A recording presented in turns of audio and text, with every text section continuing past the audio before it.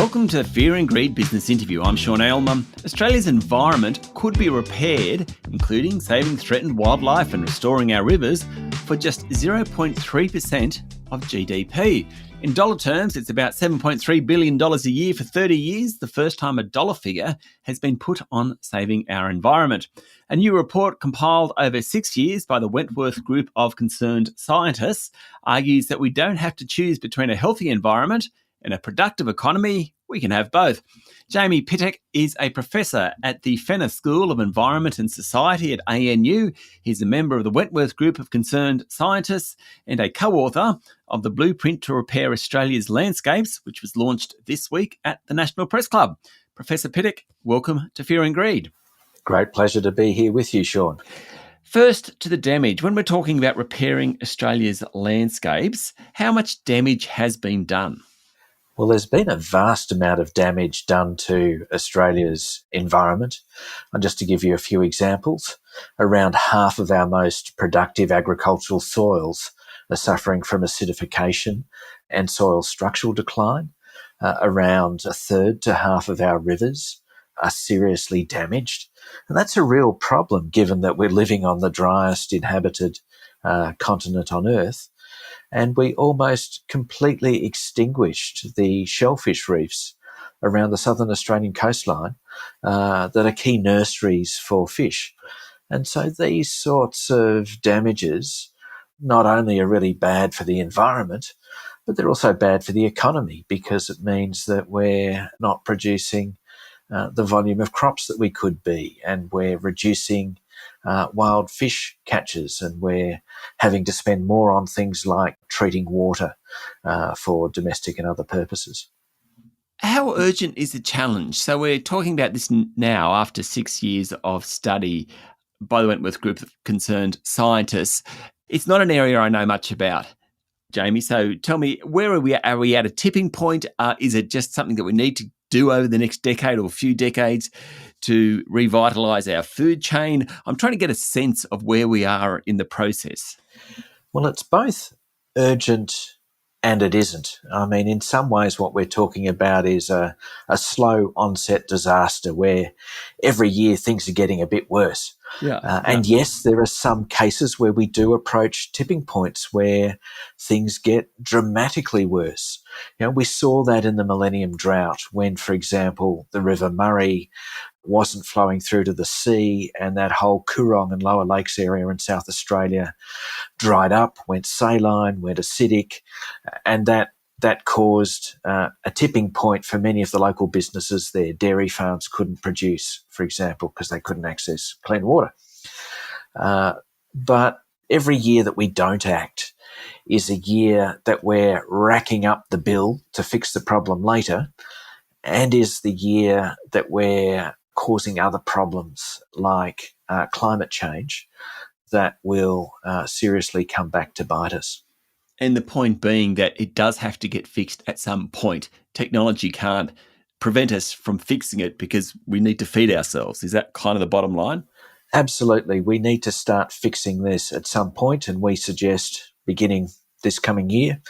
And we need to do that so that we can continue to feed ourselves, so that we can continue to attract tourists to support our tourism industry, so that we have good drinking water, and so that at a more altruistic level, we get to keep and enjoy the wildlife, the bushland, the beaches that we love as Australians.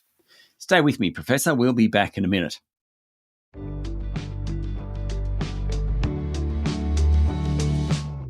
I'm speaking to Professor Jamie Pittock, co-author of the Blueprint to Repair Australia's Landscapes.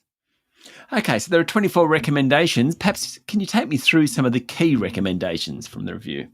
So we looked at 5 key areas of the environment that need to be fixed, and we took these from the Australian government-led State of the Environment report.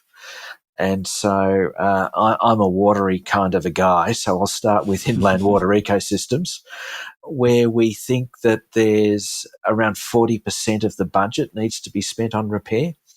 And the most expensive item is actually fixing the riverbanks along our rivers and streams. And you might say, well, why is it so expensive and Why is it that important? Well, it's important because while those riverbanks are bare, the water quality of the streams is degrading. Whereas if we fix it by fencing out livestock and installing off-river watering points for sheep and cows, you get healthier sheep and cows. You also don't have sheep and cows pooing in the rivers that we rely on for drinking water. We get to put forests back on those riverbanks. Those forests shelter the adjoining crops, so the crops get better. They're habitat for flora and fauna. They stop a lot of pollution going from the land into the water. And so that's one of the more expensive interventions we're proposing. Another 8% of the expenditure we're proposing is to restore our most productive agricultural soils, to do things like put lime on areas where the soil is acidifying, gypsum to get back the soil structure, and repair eroding gullies. And that will help our agricultural sector. About 16% of what we're proposing to spend is on recovering threatened species. Nearly a quarter is on conserving bushland areas. So restoring the different kinds of bushland up to a minimum 30% level that's considered the sort of threshold to look after flora and fauna. And then lastly, we're proposing to spend a very small amount that's needed to restore our coastal estuaries that are the sort of fish nurseries along the Australian coastline. Well, when you were going through those, Jamie, it's not like some of the ideas that you're talking about and the banks of the inland waterways, for example, putting up fences, creating places for livestock to feed and drink water, reforestation. It's not that difficult. I mean, in a practical sense, it probably is sometimes accessing these places, but it's not high tech here. No, this ain't rocket science. Yeah. What we're talking about doing is taking bog standard techniques that we've known in many cases for decades are the kinds of actions that are needed to repair the environment. And what we're doing here is putting a total figure on the cost. And so in many respects, what this is setting the standard to hold our governments to when it comes to funding environment programs. So, we go into elections and a politician says we should give 10 million to save this frog or 100 million to plant trees. We don't know what proportion of the problem that would fix. And so what we're doing here is ending ad hocery by setting the standard by which we can measure all future investment in the environment to get the total job done. Okay, so $7.3 billion each year for 30 years. It doesn't seem that much to me, given what you are hoping to achieve. Well, I think that's right, that for a country as rich as Australia, surely we can afford to spend $7.3 billion a year looking after the environment. After all, Australians spend $33 billion a year looking after our pets. We give away from the federal budget $11.8 billion to subsidise fossil fuel use. Surely we can afford $7.3 billion a year to conserve our natural capital that underlies our economy and our lifestyle. And do you think this should be both public and private money? Absolutely. We're not saying that the government should stump up the entire bill. They do need to spend a lot more than they are. At the moment, they're only spending about a tenth of the $7.3 billion a year from the federal budget. We do think there's a lot of room for private sector and philanthropic investment. And indeed, that's not a radical concept. The federal government itself last year legislated to set up mechanisms for things like green bonds and for a nature repair market that are intended to attract the sort of capital that's needed for this repair effort.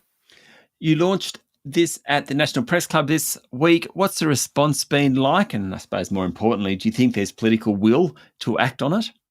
Look, the response has been really, really positive so far, and that delights us, obviously. But the sort of messages we're getting are that lots of different kinds of organisations and people can see that they have a place in this national repair mission. So yesterday at the launch, I had Indigenous leaders come to me and say, yes, this really justifies the role that Indigenous nations have in being funded to contribute to the repair effort.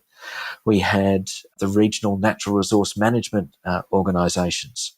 True confessions, I'm part of that movement. I sit on the board of the peak body, but these are the 54 regional organisations around the country who have regional plans about where we should invest money in repairing those areas. There were representatives of agricultural organisations saying that they really welcomed, the positive things that we were saying that farmers can contribute to this mission. And I think there's a great many government agencies who, can't say so publicly, but like the idea that we can put a total cost on the mission, and that then empowers them to talk to their Treasury and Finance departments to see how they can do more. Professor Pittock, thank you for talking to Fear and Greed. It's been an immense pleasure, Sean. That was Professor Jamie Pittock, member of the Wentworth Group of Concerned Scientists and co-author of the report Blueprint to Repair Australia's Landscapes. This is the Fear and Greed Business Interview. Join us every morning for the full episode of Fear and Greed, business news for people who make their own decisions. I'm Sean Aylmer. Enjoy your day.